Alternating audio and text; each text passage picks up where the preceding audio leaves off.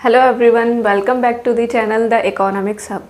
सो students, आज हम पढ़ेंगे हमारा एक नया topic that is opportunity cost and marginal opportunity cost. So opportunity cost के कॉन्सेप्ट को समझने से पहले मैं आपके साथ डिस्कस करना चाहती हूँ छोटा सा इंसिडेंट जो आज मेरे साथ हुआ। ठीक है, तो सबसे पहले हम उस चीज़ को समझेंगे। तो ये जो इंसिडेंट आज मेरे साथ हुआ ये आपको हेल्प करेगा अपॉर्चुनिटी कॉस्ट के एग्जाम्पल को समझने के लिए। तो क्या हुआ कि आज दिन में मुझे लगी भूख। ठीक है, तो मैं गई शॉपकीपर के पास। मेरे पास थे ओनली 10 रुपीज़। क्लियर है, मेरे पास थे ओनली 10 रुपीज़। अब जब मैं शॉपकीपर के पास गई तो मुझे दो चीज़ें जो सबसे ज़्यादा पसंद हैं वो दो चीज़ें दिखी वहाँ पे। एक तो ये था बिस्किट का पैकेट और एक था ये पॉपकॉर्न। आई होप ये दोनों चीज़ें आप सबको पता होगी, सब लोग खाते हैं। तो क्योंकि मेरे पास ओनली 10 रुपीज़ थे, ये भी 10 रुपीज़ में आ रहा था, ये भी 10 रुपीज़ में आ रहा था, तो क्या हुआ कि मुझे ना केवल पॉपकॉर्न खरीदने पड़े।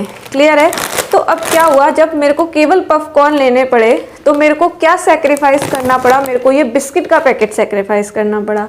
अब सपोज करिए अगर मैं बिस्किट का पैकेट खरीदती तो मेरे को क्या सेक्रीफाइस करना पड़ता, मेरे को पॉपकॉर्न सेक्रीफाइस करने पड़ते।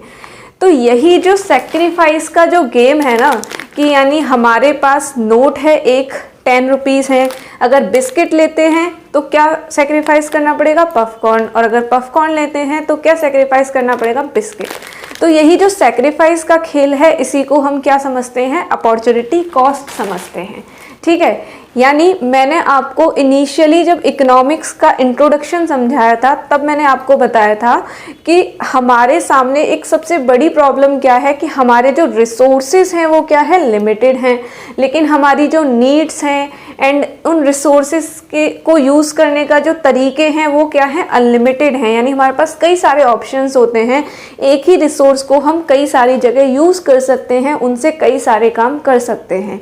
तो यहीं से इसी प्रॉब्लम से क्या हुआ, हमारा अपॉर्चुनिटी कॉस्ट का कॉन्सेप्ट अराइज हुआ।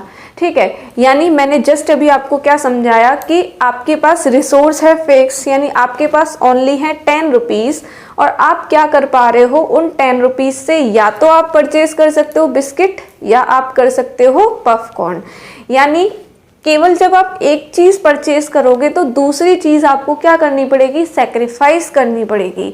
तो सिंपल यही कॉन्सेप्ट जो है आपका अपॉर्चुनिटी कॉस्ट कहलाता है कि जब हम क्या करते हैं, कोई एक यूनिट में किसी भी रिसोर्स को यूज़ करते हैं तो जो सेकंड बेस्ट अल्टरनेटिव है उसका, यानी जो कम हम और काम कर सकते थे उससे, उसको सेक्रीफाइस करने की जो कॉस्ट आती है उसको ही हम बोलते हैं अपॉर्चुनिटी कॉस्ट। ठीक है, आई होप समझ में आ गया होगा। बाकी एक और एग्जांपल लेते हैं हम इसके लिए कि हमारे पास क्या है, एक फार्मर है, उनके पास है 10 हेक्टेयर ऑफ लैंड।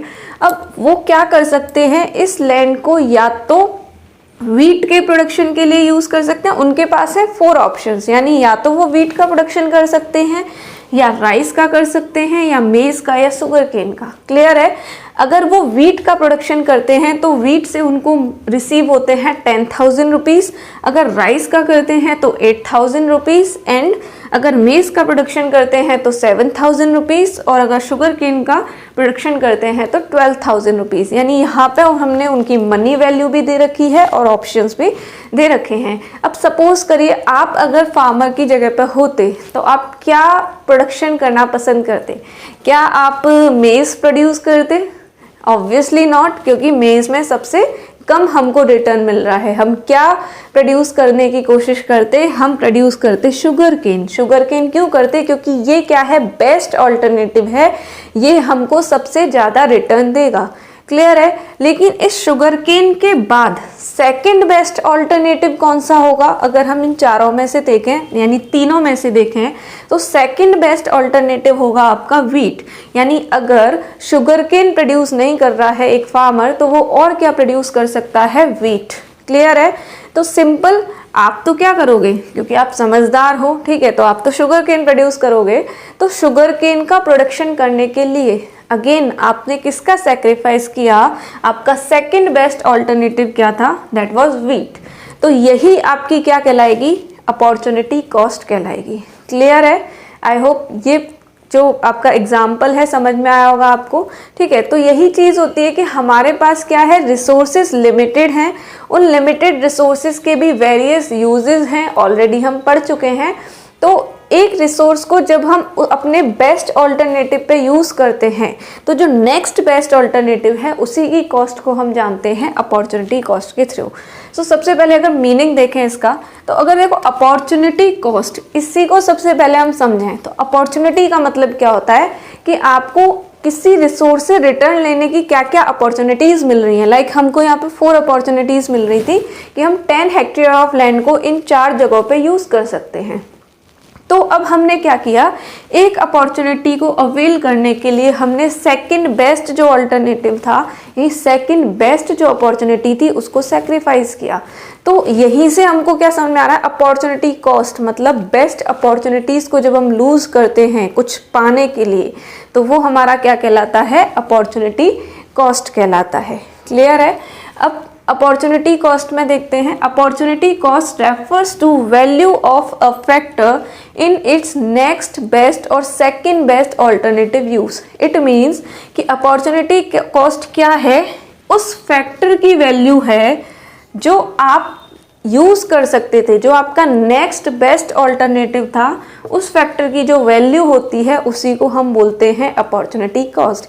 यानी आपका नेक्स्ट बेस्ट फैक्टर था वीट, 10,000 रुपीज़ जिसकी वैल्यू थी, तो इसको आपने सेक्रीफाइस किया किसके लिए, for the production of sugar cane, तो आपका ये कहलाएगा अपॉर्चुनिटी कॉस्ट। क्लियर है।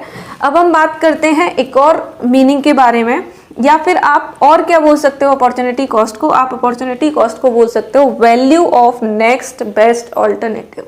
यहाँ पे एक ही चीज़ आपके कॉन्सेप्ट को क्लियर करेगी, अदरवाइज बहुत सारे स्टूडेंट्स को कंफ्यूजन होगा, और वो चीज़ है next best alternative. It means आप ये देखोगे कि आप उस रिसोर्स से, आप उस मनी से, या जो भी चीज़ आपके पास है, आप उससे क्या नेक्स्ट बेस्ट यूज़ कर सकते हो अपने रिसोर्सेज का। क्लियर है।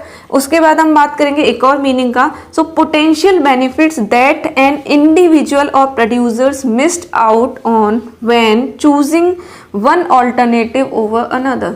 मतलब कोई भी इंडिविजुअल यानी कोई भी हाउस होल्ड, कंज्यूमर या कोई भी प्रोड्यूसर जब क्या करता है, एक चीज़ को मिस कर देता है, ठीक है, किसी एक चीज़ को मिस कर रहे हो। इट मीन्स जैसे मैंने एग्जांपल लिया कि जब मैंने पॉपकॉर्न परचेज किए तो मैंने किसको मिस किया, बिस्किट को। अगर मैंने बिस्किट परचेज किए तो मैंने मिस किसको किया, पॉपकॉर्न को। यानी यहाँ पे प्रोड्यूसर की भी बात करें तो जब उसने शुगर केन प्रोड्यूस किया तो उसने किसको मिस किया, वीट को। तो जब हम प्रोडक्शन करते हैं या जब हम कंजप्शन करते हैं तो हम एक किसी चीज़ को मिस कर देते हैं जो कि बेस्ट ऑल्टरनेटिव थी, नेक्स्ट बेस्ट ऑल्टरनेटिव थी। तो उसी चीज़ की जो कॉस्ट होती है उसको हम बोलते हैं अपॉर्चुनिटी कॉस्ट। ठीक है। एक और एग्जांपल देते हैं छोटा सा। सपोज करिए आप मार्केट जाते हैं, ठीक है, आपको क्या करना है, कुछ कपड़े खरीदने हैं, तो आपके पास बजट है 2000 रुपीज़ का। एंड जब आप शॉप में एंटर करते हैं, आइदर आप गर्ल हो या बॉय, दोनों ही इस एग्जाम्पल को समझ सकते हैं। तो जब आप शॉप में एंटर करते हैं तो आपके सामने दो ऐसी ड्रेसेस आती हैं जो आपको काफ़ी ज़्यादा पसंद हैं। क्लियर है, बहुत पसंद आ रही हैं और दोनों को ही आपको लेने का मन है, लेकिन आपके पास पैसे कितने हैं, 2000 रुपीज़ हैं। अब क्या है, योर बैड लक कि दोनों के प्राइसेस भी 2000 है, मतलब फर्स्ट ड्रेस का भी 2000, सेकंड का भी 2000। अब बात क्या आती है, क्योंकि आपके पास क्या है, रिसोर्सेज यानी मनी है लिमिटेड, ओनली 2000। अब आपको उन दो ड्रेसेस में से कोई एक ड्रेस चूज करनी पड़ेगी। यानी मान लीजिए एक का कलर है आपका ब्लू, एक का कलर है आपका ब्लैक। तो अगर आपने ब्लैक ड्रेस चूज करी तो आपने किस ड्रेस का सेक्रीफाइस किया, ब्लू का। और अगर आपने ब्लू चूज करी तो आपने किसका सेक्रीफाइस किया, ब्लैक का। यानी यहाँ पे आपने एक ड्रेस का सेक्रीफाइस किया, तो उस ड्रेस की जो कॉस्ट है वो आपकी क्या कहलाएगी, अपॉर्चुनिटी कॉस्ट कहलाएगी। क्लियर है। तो यहाँ पे आपको अपॉर्चुनिटी कॉस्ट का मीनिंग समझ में आया होगा। अगर हम अपॉर्चुनिटी कॉस्ट को ग्राफिकली रिप्रेजेंट करें तो क्या ग्राफ बनेगा, क्या कर्व बनेगा इसको एक बार सिंपली समझ लेते हैं। सो हम क्या कर सकते हैं, जो यूज़ है, एक यूज़ 1 और एक यूज़ 2, क्योंकि हमने बोला एक तो आपकी जो आप चूज करोगे and then next best alternative. तो जो चूज किया वो यूज 1 हो गया और जो आपका नेक्स्ट बेस्ट ऑल्टरनेटिव है वो यूज 2 हो गया। तो आप एक तरफ यूज 1 को शो करोगे ग्राफ में और एक तरफ एक्स एक्सिस पे या वाई एक्सिस पे किसी पे भी, और एक तरफ आप करोगे यूज 2 को।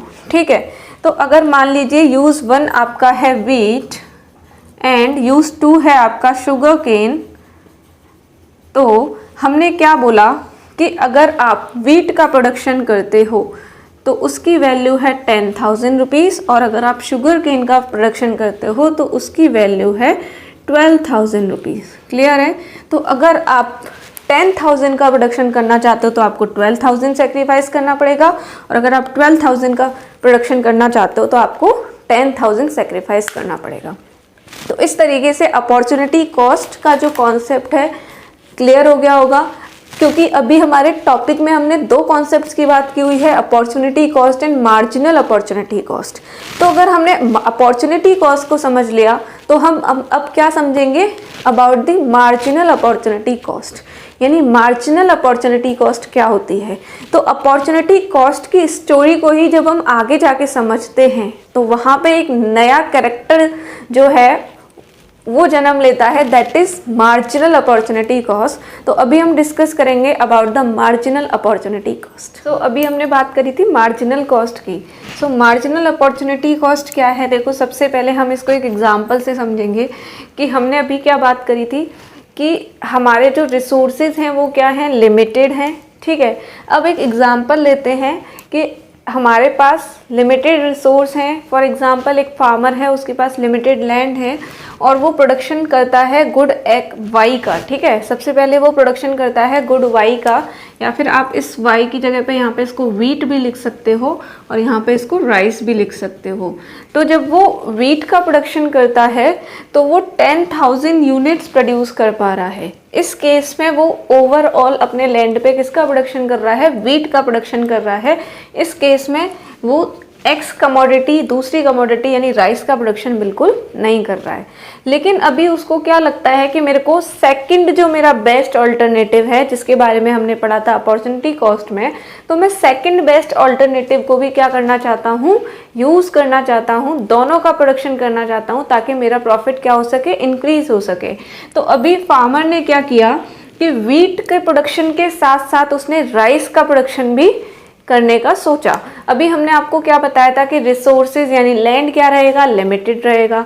अभी हमारे जो लास्ट वीडियोस थी पीपीसी कर्व की, उसमें भी हमने आपको बताया था कि जब आपके पास रिसोर्सेज लिमिटेड हैं, टेक्नोलॉजी भी कांस्टेंट है, दोनों ही अजम्पशन यहाँ पे काम करती हैं, तो इस केस में आपके पास केवल एक ही ऑप्शन होता है कि अगर आप सेकंड प्रोडक्ट का प्रोडक्शन बढ़ाना चाहते हो तो आपको फर्स्ट प्रोडक्ट जो है जिसको आप प्रोड्यूस कर रहे हो उसका प्रोडक्शन क्या करना पड़ेगा, कम करना पड़ेगा। ठीक है, तो यही हम देख पा रहे हैं इजीली यहाँ पे कि जो प्रोड्यूसर है उसने क्या किया, 10,000 से अपना प्रोडक्शन कम करके 9,000 कर दिया, तब जाके वो 1 यूनिट पे आया, किसकी पे, राइस की पे। क्लियर है? अब यहाँ पे स्टोरी, क्योंकि आप बोलोगे कि ये तो हमने ऑलरेडी पढ़ा हुआ है, लेकिन यहाँ पे एक नया जो कॉन्सेप्ट हम आपको बता रहे हैं, दैट इज कि हमने राइस की 1 यूनिट, राइस की 1 यूनिट को प्रोड्यूस करने के लिए क्या किया, हमने 1000 यूनिट्स को सेक्रीफाइस किया। यानी पहले हम 10,000 यूनिट्स प्रोड्यूस कर पा रहे थे वीट की, अब हम प्रोड्यूस कर पा रहे हैं ओनली 9,000 यूनिट्स। इट मीन्स हमने कितने का लॉस गेन किया, या कितनी यूनिट्स को हमने सेक्रीफाइस किया, 1000 यूनिट्स को। तो इसी को हम बोलते हैं मार्जिनल अपॉर्चुनिटी कॉस्ट। ठीक है, इसको हम क्या बोलते हैं, मार्जिनल अपॉर्चुनिटी कॉस्ट। अब एक बार इसका मीनिंग समझ लेते हैं। मार्जिनल अपॉर्चुनिटी कॉस्ट क्या होती है, the rate at which output of y for every additional unit of x produced when resources shifted from y to x। It means कि अगर आप क्या कर रहे हो, y का प्रोडक्शन कर रहे हो, y यानी वीट का प्रोडक्शन कर रहे हो, लेकिन अब आपको x कमोडिटी यानी राइस का भी प्रोडक्शन करना है। एडिशनल जो x कमोडिटी के प्रोडक्शन के लिए आप क्या कर रहे हो, यहाँ से रिसोर्सेज को शिफ्ट कर रहे हो इधर। तो इसकी वजह से जो आप प्रोडक्शन में लॉस फेस कर रहे हो, किसके में, वाई के में, तो उसी रेट को ठीक है, ये क्या बता रहा है आपको, रेट बता रहा है, तो उसी रेट को हम बोलते हैं मार्जिनल अपॉर्चुनिटी कॉस्ट। देखो यहाँ पे आपको रेट कैसे पता चला कि हमने यहाँ पे 1000 यूनिट्स का लॉस किया, फिर अगर हमने राइस का प्रोडक्शन और इंक्रीज किया 2 यूनिट्स पे गए तो हमको और कम करना पड़ा व्हीट का प्रोडक्शन, तो ये कितना सेक्रीफाइस किया हमने 1500 रुपीज़। फिर हमने और ज़्यादा इंक्रीज किया तो हमको फिर और क्या करना पड़ा, सेक्रीफाइस करना पड़ा, that is 2000 units. It means कि आप क्या करोगे, मार्जिनल अपॉर्चुनिटी कॉस्ट कैसे निकालोगे कि जो आपका न्यू है, ठीक है, न्यू जो आपका प्रोडक्शन है उसको आप जो है क्या करोगे, माइनस कर दोगे लास्ट वाले में से, ठीक है, यानी नए को आप माइनस कर दोगे न्यू को लास्ट पुराने वाले में से। यहाँ पे भी हमने क्या किया, 9000 को माइनस किया 7500 में से। अब 7500 में से माइनस किया हमने 5500, यानी 10,000 तो हम पहले कर रहे थे ना प्रोडक्शन, अभी हमारा 9000 हुआ, तो कितना रेट किस तरीके से कितना चेंज हुआ, 1000 चेंज हुआ। तो यही होता है हमारा मार्जिनल अपॉर्चुनिटी कॉस्ट। अब इसको हम कैसे लिखते हैं, delta y upon delta x, short में मैंने इसको बोला MOC, मार्जिनल अपॉर्चुनिटी कॉस्ट। तो ये हमको क्या बता रहा, delta Y equal to delta X. Delta Y मतलब change in production of Y, ठीक है, यानी वाई कमोडिटी के प्रोडक्शन में कितना चेंज हुआ अपॉन किसके प्रोडक्शन में कितना चेंज हुआ, change in production of x, change in production of x, ठीक है। डेल्टा क्या शो करता है, चेंज शो करता है, तो इसका फॉर्मूला हो गया।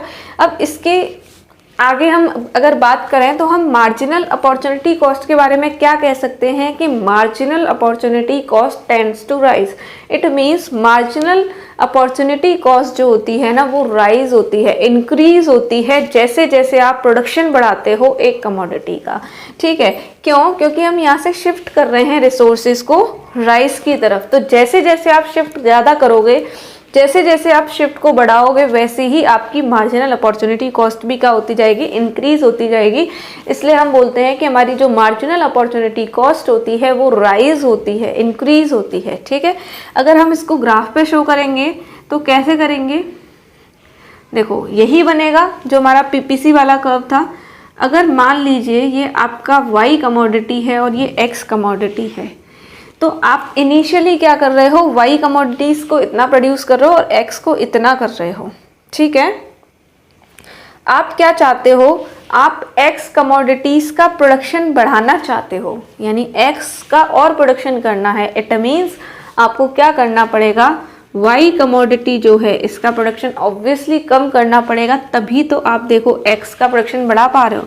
इतना प्रोडक्शन बढ़ा पाओगे X का जब आप Y का इतना प्रोडक्शन कम करोगे। तो ये आपका डेल्टा Y हो गया और ये आपका हो गया डेल्टा X। तो इस तरीके से ये निकलता है आपका, ठीक है। तो ये marginal opportunity cost and opportunity cost जो है ये टॉपिक होता है हमारा क्लियर, और इसी के साथ हमारा कंप्लीट होता है chapter 2 of class 11th micro economics. अब हम क्या करेंगे, अब हम पढ़ेंगे चैप्टर 3 जिसमें हम पढ़ेंगे कंज्यूमर्स के बारे में, ठीक है। सो मिलते हैं हमारी नेक्स्ट वीडियो में।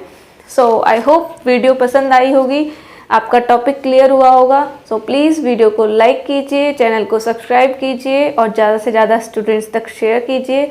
मिलते हैं नेक्स्ट वीडियो में। Thank you, bye bye, have a nice day.